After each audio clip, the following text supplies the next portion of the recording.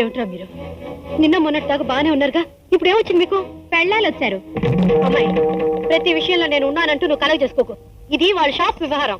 అదే షాపు ఎవరి వ్యవహారం? మీ పెద్ద కొడుకు వ్యవహారమేనా? గౌతమి, ఎందుకు అత్తయ్య గారు ప్రతిదానికి నా మీద విరుచుకు పడతారు? షాపులో హక్కు మీ పెద్దబ్బాయికి ఒక్కరికే ఉందా అని అడిగాను. ఒక్కరికే ఎందుకుంటుందక్క? అందరికీ సమానంగానే హక్కు ఉంటుంది. సమానంగా హక్కున్నప్పుడు ఓ 25,000 రూపాయలు వాడుకోవడం తప్ప?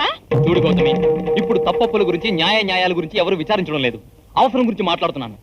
అన్నమాట ప్రకారం ఈ రోజు డబ్బు కట్టకపోతే పరువేను దక్కుతుందా? మేం టీవీ కొనుక్కోవడం వల్లనే నీ పరువు పోతుందా? అమ్మాయి, వాడు మాట్లాడుతున్నదేమిటి, నువ్వు అంటున్నదేమిటి? ఏంటమ్మా నువ్వు ప్రతిదానికి దాని మీద లేస్తావు? నోర్మి, వాడిది నోర్మి. హరి, ఏ నీ పిల్ల మా పిల్ల గారా? లేకపోతే వాళ్ళకి టీవీ చూడాలని సరదా ఉండదా? 25,000 కోసం ఇంత రాత్రం చేస్తావా? లక్షల వ్యాపారం చేస్తున్నారు, 50,000 చదవలేరు. నేను టీవీలు కొన్నామని కుళ్ళుపోతానంతో చూడలేక చేయాల్సిన అల్లమంతా చేస్తున్నావు. టీవీలు ఎవరికి కావాలి? ఇప్పుడే తీసుకెళ్లి ఇచ్చేసి కట్టే. నీ టీవీ కూడా ఇచ్చారా? అమ్ముకుంటాడు.